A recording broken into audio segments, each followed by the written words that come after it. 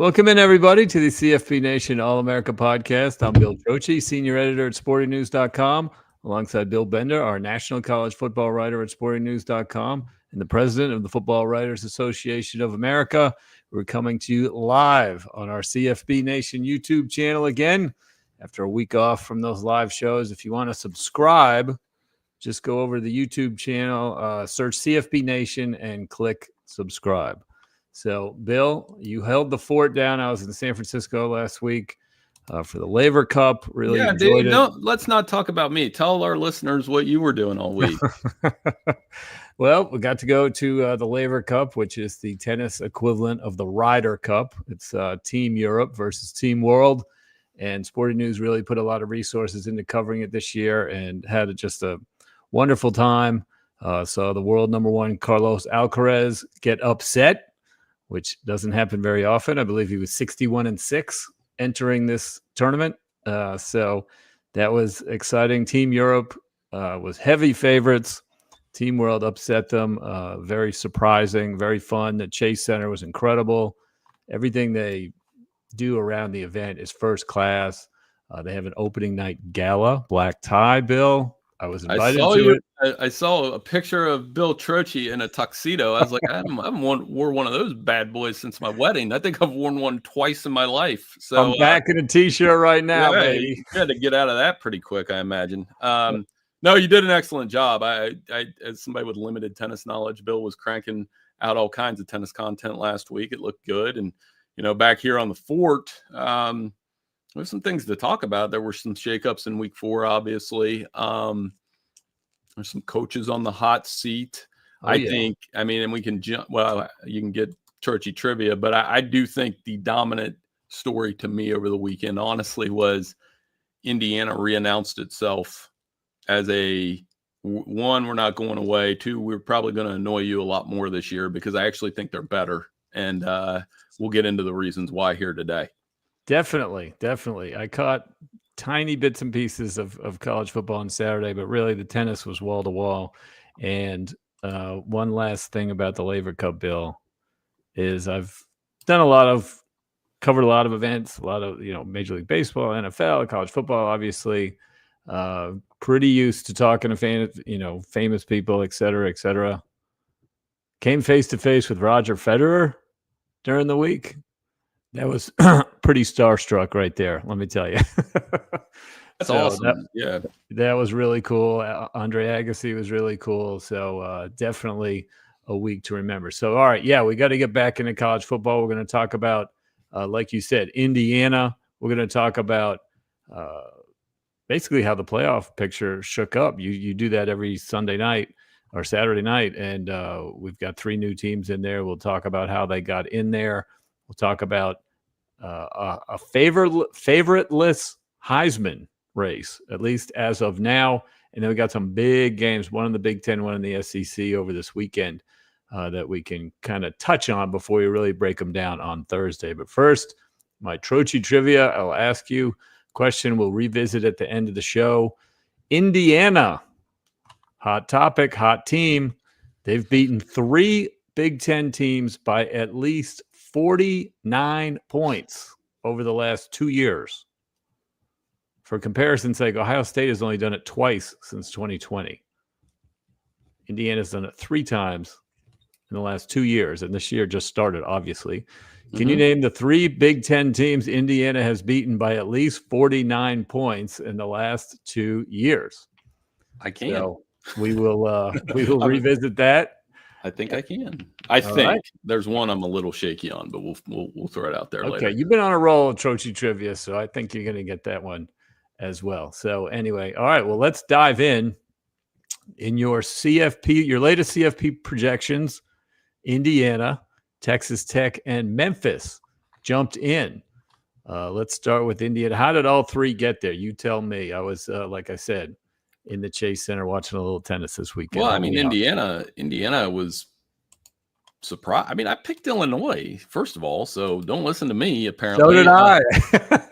I picked Illinois with some level of confidence, but they were just, they get a block punt early with D'Angelo Pons. They run for over 300 yards. Fernando Mendoza, the ball doesn't touch the field. I mean, it's as close to a, the baseball equivalent or a tennis equivalent of straight sets, right? Like they dominated start to finish. And, Kurt Signetti, as we wrote on Friday night or Saturday night, they do the halftime interview and she's like, what are you looking out for or Catherine Tepper said, what do you need for the offense to do in the second half? More points. Like I made the comparison. He's probably the closest thing they've had to Bob Knight on that campus because it's a different style, obviously, but Signetti he's evolved into the rest of the college football consciousness. You either love him or hate him. There's not an in-between with him. They're not, he's just all right. Now, you either love that guy and what he's doing at Indiana, which is amazing, or you're like, what is that guy's problem? Why is he talking so much trash? And, he came out right away. They go into Iowa this week. But I anticipated that they would move up the rankings, and we threw them in as the fourth Big Ten team. That was kind of what that game was all about. Now, they're going to have competition. The top three is pretty established, but I think Michigan and USC are good too. So there's always going to be that waiting for the gotcha moment with Indiana. We'll see how they do it at Iowa. And it's also about Illinois. I mean, how do they pick up the pieces? They turn around and play USC on Saturday on Big Noon. So it was an unbelievable performance by the Hoosiers. So really eye-opening to me, more so than even like Miami moving up to number 2. I think Indiana was the story of the weekend. You and I met him at the national championship game. Was it Eddie Robinson? Yes, Eddie Robinson, Coach of the Year banquet. He's confident. Like he's not. I was going to say the man does not lack confidence. No, he's always confident. He got to spend some time with his wife too. She was very nice. He is in that environment. I mean, comfortable, and he deserved Coach of the Year last year. And we'll get to see him continue to do this. And I think the good news, and I think Ari Wasserman tweeted this over the weekend, was that there'll be no excuse at the end of the road because they're playing Oregon and they're playing Penn State. So we're going to get to see them play 2 of the best teams in the Big Ten, though I would argue last year it wasn't their fault Michigan was down a little bit. They did beat Michigan and they played Ohio State. So he's going to do it his way, though. That's one thing is clear. And it's a kind of like I said, if you're a Big Ten fan, and I know a lot of them, obviously, they're going to sit there Saturday and they'll be like that establishment Big Ten fan, old guard guys. They'll probably be rooting for Kirk Ferentz in Iowa in that game. Yeah, I mean, well, that was the offseason talks. Like, wait till next year when they have to play a tougher schedule, and we'll see what happens. Well, what we've seen so far has been very impressive. So another game that turned into a runaway after a very close first half. Texas Tech and Utah. Texas Tech won 34-10, I believe. Yes, 34-10. They scored 24 points in the fourth quarter to blow the game open. I saw a tiny bit of this one as well. It was defensive struggle, at least when I was watching. You've got Texas Tech now in the CFP picture as well. What did you think of the Raiders? It's not necessarily fair to Iowa State, but Texas Tech was able to, they're really good up front defensively. Utah's known for that. Having Spencer Fano and a really good offensive line, one that they said in the telecast right out of the outset that Kyle Whittingham believed that was their best, and Texas Tech pushed them around a little bit. Not only that, Baron Morton leaves the game. He was getting hammered. Will Hammond comes in, and I'm thinking, okay, well, here's when Utah's going to take over this tight game. And Will Hammond balled out. He ran the ball. He made some great throws, and Texas Tech turns it into a blowout. So, the way it reshapes the Big 12 is Texas Tech and Iowa State will be 1 and 2. They've got a couple. Utah's still ranked, still in the mix. BYU and TCU. TCU is the team to watch, in my opinion, especially this week going to Arizona State in a really tricky Friday night game that I think TCU is going to win. But we'll get back to that later in the week. So, yeah, the Big 12's got the parity and all of those things. But Texas Tech was definitely, because they're in we have all these discussions about NIL. Who's all in the top 10, top 11? Texas A&M, Texas Tech. I mean, that's that oil money coming through. So do you find the Texas Tech story hard to embrace? the old, this mid-level team, and all of a sudden, they've risen up and they are threatening the big time powers. It might get in the college football playoff. I mean, they took advantage of NIL. They bought all these players, and now they're good. It's just, maybe I'm just too old school or whatever. I don't embrace this underdog type of story. Maybe I should. Well, it's not an underdog story. So, like, if you accept that part, it's fine. Because it's like, to me, it's like, well, they're doing what Ohio State does. And they're doing what Georgia does. And they're doing what, and so there's not really an underdog story to me. It's just you're doing what's necessary. And, you're threatening the old guard. And I'm that over the years, how big of a traditionalist I am. But to me, it's almost the other way. It's like, man, Ohio State has too much. Like Texas has too much now. And you're giving them more. So that's why I don't, Michigan has too much even. They bought a quarterback for how much money? And they have Larry Ellison helping this program. So if a Texas Tech emerges out of this, I mean, that's what the game has become. It's more, I've gotten people pushback on this comparison before. College football has now become Major League Baseball. It's about your payroll. It's not about your, that's why the NFL, yeah, exactly. Kenny Moore, our listener, you have to spend to win. And people will be okay with that. You're going to put a $30 million price tag on a team. Like last year, we were talking about Ohio State and the $35 million. Well, they won it. So there's going to be $30 million teams that don't win it. There's going to be, $10 million teams that make the playoff. It's that old, when we do baseball, you follow baseball closer than I do. When we get into the playoffs, this team has a big market, small market. Right? Yeah. And that's what college football is going to become. It's not like the NFL where we're all spending the same. And I always say in the NFL, as my Green Bay Packers proved, if you lose games, you typically make your own bed. And it's, you got to give Joey McGuire a little credit too. It's just like you have all these new players coming in. You got to make it work. There's pressure. Right. Because they were not shy about bragging about how much they spend and, that kind of stuff. And clearly he's made it work so far. That was a big, big win. And you like them to win the Big 12 now. And now our third newcomer in your CFP projections, Memphis. They were the answer to last week's trivia question about the longest winning streaks. Now it's just down to Memphis and Ohio State. They came back and surprised Arkansas in the fourth quarter, 131-30. And what did you see about the Tigers? And you obviously like them as the favorite in the American and the favorite in the group of five. Well, I mean, Brendan Lewis is good, and they can run the football. And now they're this week's American Conference Team of the Week. It was Tulane before that. It was South Florida before that. I mean, it might be Navy this week. And all four of those teams are going to have a shot. I do a weekly hit with Dave Woloshin in Memphis, play-by-play announcer for the Tigers, and he kind of reminded me last week, they've got their tough ones at home. So, including, Arkansas. Arkansas has a late fumble, and the Tigers are able to convert that into a touchdown. They're not like a surprise to me. I mean, they were established in the 4-team era. They did make a New Year's Day 6 bowl. They've had good coaches come through there, Fuente, Norvell, and now Silverfield. So, yeah, another place that they're going to have some opportunities here as long as they can make it through that American Conference is going to be a fun race. It won't get the same pub that the Power 4 races will, but it's going to be riveting because somebody I think is going to come. That's where the playoff berth is going to come from. I'm sticking with UNLV. I think there may be a little cannibalism in the American, and UNLV may sneak out of there with the best record, and the best record usually wins. So we'll see on that. One more team I want to touch on before we get to the Heisman is Miami. They jumped Penn State and LSU in the rankings. Number 2, like you mentioned, after beating Florida 26-7 at home. What did you think of the Canes? And is the jump justified to get up to number 2?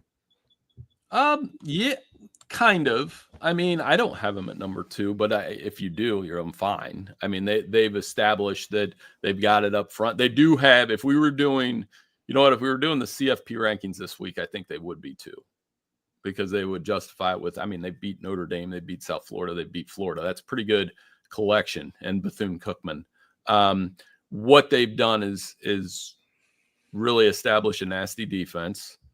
that made it really difficult for DJ Lagway. They have a tough running game. It wasn't Carson Beck's best game. He threw a pick. I don't think he had a touchdown pass, but Mark Fletcher went over 100 yards for the second straight week. They're just kind of a really hard note. They look like an SEC team, like a good SEC team. So that's good news for Mario Cristobal. I think it sets up, honestly, it sets up what I can't wait for. Florida State plays on Friday night against Virginia, and we'll have all week to talk about. We probably have a planning meeting that we're going to have to talk about the fact that Florida State, Miami's finally back. The rivalry that really defined my teen years in a lot of ways. It was the game you couldn't miss. Now, is it the same collection? I was watching a video a couple weeks ago, Bill, of, on one side you had Peter Warwick, and then on the other you had no, it wasn't Peter Warwick. That was later. Ray Lewis and Warren Sapp were on the same field on the same team, and Florida State was playing against them. So, that rivalry's had some great moments. Might have been the Charlie Ward year, honestly. They've played some really good games, and there's a collection of talent on both sides. So I'm excited for that's the ACC showcase game right there. And honestly, I think I don't want to pin this on like Jim Phillips by any means, but if I were the ACC commissioner and you gave me truth serum and you said, hey, Clemson's 1-3, but Florida State and Miami are both undefeated in the top 10, I'd probably say, I'm okay. I'm good. I'll take that. Yeah. I was cutting photos for your all-time top 16 Miami Hurricanes or whatever, and it seemed like every photo was from a Florida State game. Yeah. Because they had, and they do. We're doing several of those. We've done a couple of those greatest players of all times lists, like everybody does. The Miami one's the best one in terms of, holy cow, look at all these guys. Like, I think, what was the stat I gave you? Future NFL Hall of Famers. Yeah. 4 of the top 6 guys went to the Pro Football Hall of Fame, and then Michael, and I do love, I think this is becoming a bit of a subplot, but I absolutely love Michael Irvin on the sideline as like their unofficial mascot to Ibis on the other, Sebastian. He a haircut at some point. He's hilarious. And nobody, like, in that Miami list as well, like, I think the one-liner I use, like, nobody embodies Miami football like Michael Irvin. He is the one. So that's going to be a fun game next week. Yep, no doubt. So, all right, let's get into the favorite list Heisman race. So, of course, the season opened. Arch Manning was the guy. He was the favorite to win the Heisman. Now he's nowhere to be found. I'll read you the updated list that I got from a Sports Illustrated story yesterday, I think. Fernando Mendoza, Indiana, is the favorite, but he's plus 800, which, that's still kind of long odds. It's interesting. I don't know, after a month worth of games, that we've had the favorite be a plus 800 at this stage. John Mateer, Oklahoma, plus 900. Then we've got 2 guys up next, Carson Beck and Dante Moore, Miami and Oregon, not blowing away the field. And then we have 3 guys tied in the next slot, Gunnar Stockton of Georgia, Josh Hoover, TCU, and Joey Aguilar of Tennessee. None of those guys, it's just hard to picture really any of them to win the Heisman, right?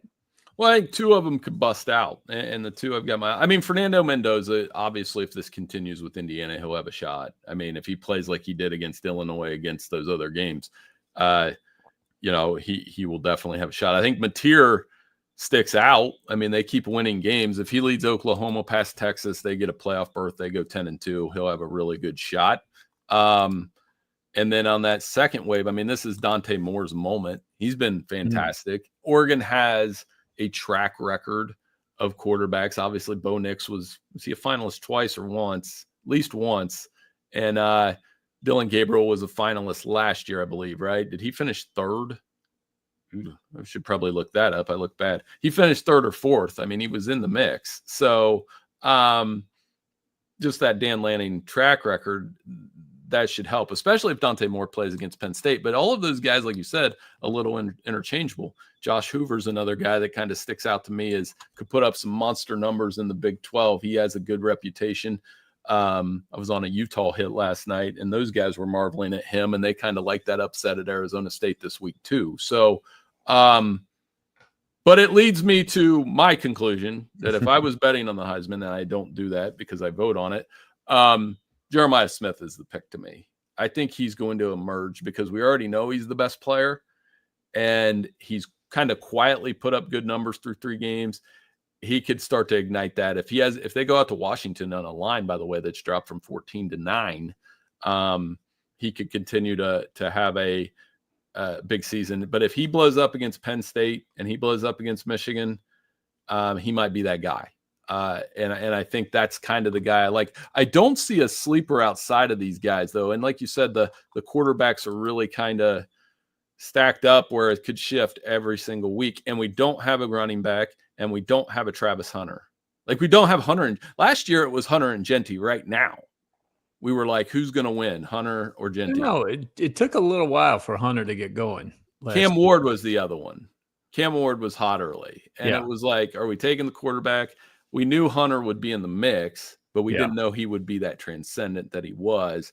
And Genty was kind of like, yeah, he's at least going to be a finalist. Yes. So I don't think we have that. Well, and my point is, Hunter and Genty were like, and Cam Ward was the number 1 pick, but those guys were like freaks, total freaks. And we don't have that total freak other to me than Jeremiah Smith. All right, let's move on to the 2 big games that are going to kind of shape the Big Ten and SEC races a little bit. There'll definitely be a huge data point that people are going to reference. Penn State is hosting Oregon. You will be there live for sportingnews.com, and that is going to be a great matchup. And that's going, like I said, it's going to shape the early part of the Big Ten race. And then later on, actually simultaneously, they're both night games. Georgia is hosting Alabama. So the SEC race will take shape as well. Let's start with the game that you're going to be at, with the Big Ten game with Oregon at Penn State. Penn State, similar to Indiana, they played absolutely nobody so far. We don't really know much about them. That's why I was, my theory was like Indiana hasn't played anybody. Illinois has. I'm going with Illinois. That theory was proven incorrect, Bill. Very incorrect. So do we just dismiss the fact that Penn State hasn't played anybody? They had 3 super easy games and then a week off. So they're coming into this one as fresh as you can possibly be.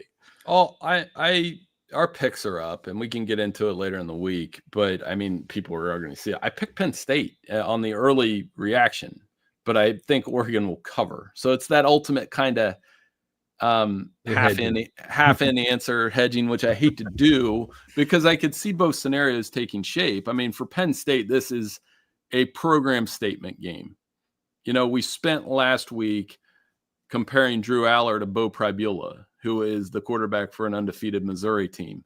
We've bashed on James Franklin for years, I think somewhat unfairly. I think Mike DeCourcy is going to get into that this week. My thing is, and I think the reason why it's such a big game for me, and you guys know, it's become a little bit of a running joke in some of our meetings, how critical I can be of this, but here's the deal. Aller and Franklin together are 2-7 against top 10 teams, but they haven't beat a Big Ten team together, 0-6. So it's like, to me, what do I always say to you? When are they going to beat Ohio State? Which they haven't done since 2016. When are they going to beat Michigan? Which they've done, but I mean, the one that stuck out to me was, Michigan went into their house and didn't throw it for an entire half in a huge game. So this is, and then Oregon can come in and just say, and somebody like me that you guys sometimes accuse me of being just like, it's Michigan, Ohio State, and everybody else. Oregon starting to change my mind because they did go into Michigan and win last year, and they did beat Ohio State, and they did win the Big Ten championship. And then they lost in the Rose Bowl. But this is like, to me, it's like, can Dan Lanning go in there in that environment, which I've been to 2 of them. It's incredible.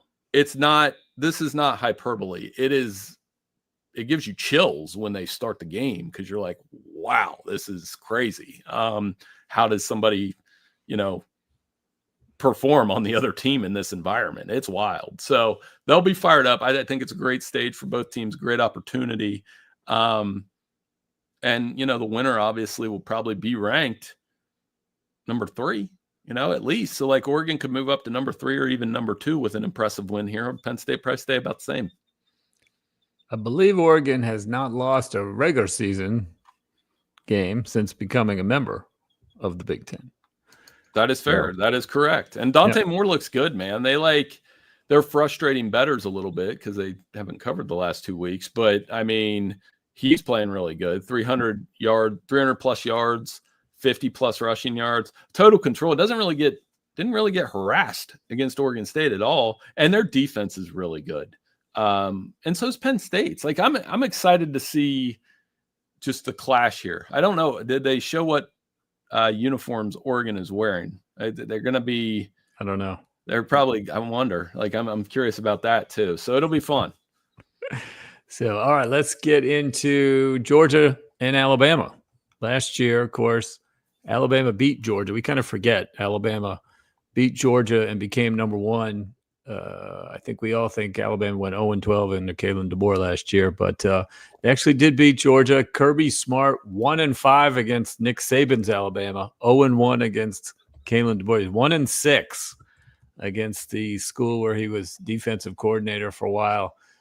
Can Kirby kind of get over the hump here and create more chaos for Mr. Kalen DeBoer? I talked to Greg McElroy. We'll have a story later this week, and some of that's going to bubble back up. He doesn't seem to think, and I kind of agree with him, that DeBoer is going to get fired or anything like that based on the result of this game. That said, I think the turning point in the Saban era is Georgia doing a blackout for this game. Is Georgia what? Doing a blackout. I heard that was a rumor. I didn't check into it. Like, that's my point is when they did the blackout, it was a nightmare. It backfired. It backfired tremendously because Alabama came in there. And I remember Paul Danner he writes about the Bengals now for The Athletic. He told me he was covering that game and he just said the way Alabama ran out of the tunnel. Danner tells me that he's like, I knew Georgia was in trouble the second I saw him come out of the tunnel. It just looked like, like an army coming out with a purpose. And, I think I wouldn't do that again if I was Kirby. No, do not wear black. And I think Scott Cochran famously said, it's a football game, not a funeral, that kind of thing. So it's going to be, the pressure's on both sides. And I think the pressure's kind of equal because for DeBoer, it's like, are you really going to lose another road game? Are we going to be 2-2? I talked to some Alabama fans down there. And again, it's not what you think. Like, not all of them want to buy a lottery ticket and, pay for somebody. That said, here's the biggest thing that I think Alabama fans think about DeBoer and they get irritated about. They're so used to Nick Saban breaking headsets and chewing people out and chewing coaches out and chewing the next guy out. And Kalen DeBoer's demeanor is just completely opposite. It's a, whatever happens, sunny type vibe. It's not Saban. And that's, of all the things that they compare him to, I think that's the one they latch onto the most, which in some ways is probably down the list of important ones to me, other than, are you calling good plays? Are you, except when your players treat them like a substitute teacher, like we talked about, and they have no consequences for jumping off sides and this and that. So there is a little bit to it. Right. Well, yeah. And I do. So I tell this story all the time because I respect both coaches greatly. In high school, I played for Jack Hayden, who now coaches at Denison for a year. And then, so I would compare him, like if we were doing this, it was like playing for Pete Carroll, right? Sunny vibes, all that kind of stuff. Pumped and jacked, baby. Let's go. Yeah, we kind of and Jack obviously has made that work for years and years and years. And then the next year, Mark Crabtree comes in. Jack went to another job. And Mark Crabtree comes in, and he's one of the best coaches in Central Ohio high school history. We got him early in his career, and he was more of a Saban type, very disciplined. Everything was so like I don't think this is a perfect comparison with Alabama, but imagine going from playing for Pete Carroll to Nick Saban. Other than as long as you're successful, it doesn't matter. But if one of those doesn't work out, it gets weird. So, and I appreciated both coaches all through my career. I've still talked to both of them as much as I can. I mean, obviously they're busy coaching, but they were really good mentors when I was a teenager. So I think that's a little bit of what Alabama's going through because Kalen's a good coach. Everybody I talk to, you and I talk about this. He can coach and he can win. It's just, can he win there? So, that I guess that's the thing to keep an eye on. And I always look for that, with high school football coaches, even today, is like I judge them on, would I have wanted to play for that guy? And I kind of do it with college coaches, even though I was nowhere near good enough to play for Kalen DeBoer or Nick Saban by any stretch. So, but I think there's pressure on Georgia too, Bill, with that record you mentioned. And if Kirby loses this one at home, I believe they have the longest winning streak at home in the country, 33, something like that. And they haven't lost at home since I turned 40, and I turned 46 in a couple weeks. So that's how long it's been. They don't play anyone at home, though. A lot of their big games are always neutral games, it seems like. But this is a big one. This is a big one. And I think consequences will be, Alabama loses, obviously.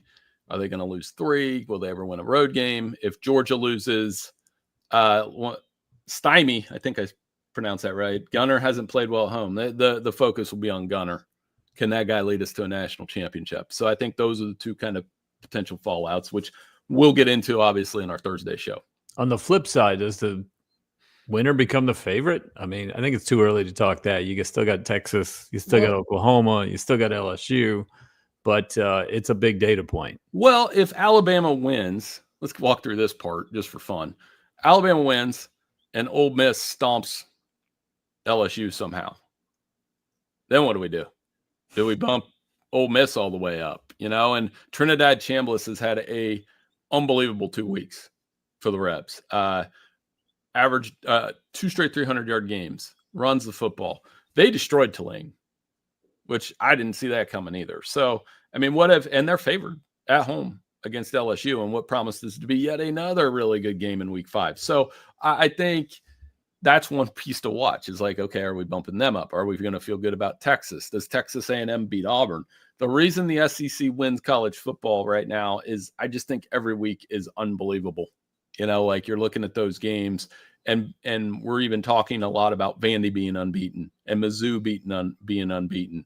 And Oklahoma, they had 10 sacks last week. So it's going to be quite the experience sorting all that out. But if Alabama wins, they would probably move into that 2-3 slot.